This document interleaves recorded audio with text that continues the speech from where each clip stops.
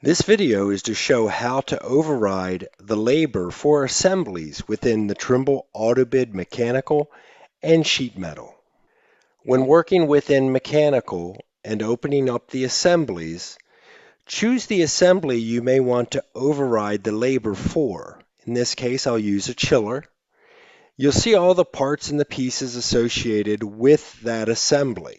In some cases, you may not want to use the labor that is associated with each of these parts and pieces that are totaled up to give you the overall time associated with the assembly.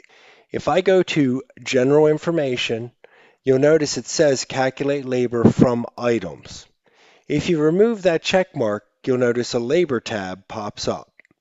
If I choose the labor tab, this is where I can put in the labor hours I want to use to override the labor associated with all those parts and pieces. You also do have the ability to break the labor up by field, install prefab, or for testing. In this case, I just want to say let's change it to field only. It's going to be applied to the field crew labor and totaled up with that labor. And I could simply just say, in this case, I just want to have 50 hours associated with that whole assembly. You can do that multiple times and choose if you wanted to break it out between the field and prefab and so forth. On the sheet metal side of things, it is much the same. When opening up the assemblies, in this case, I'll use a fire damper as an example. You'll notice the parts and pieces associated, and once again, the labor is being totaled up from the different parts and pieces from the database. I once again, underneath of my general information, you'll notice Calculate Labor from Items. Simply remove the check mark there and put a check mark next to Assembly Has Labor.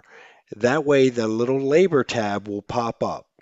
When you choose that, you'll simply be able to right-click and using the Labor Setup Editor, be able to tell it what you want to add in. So in this case, you'll notice there's field labor, there's handling, shop handling, and so forth. So the labor hours can be broken out into these different buckets of labor.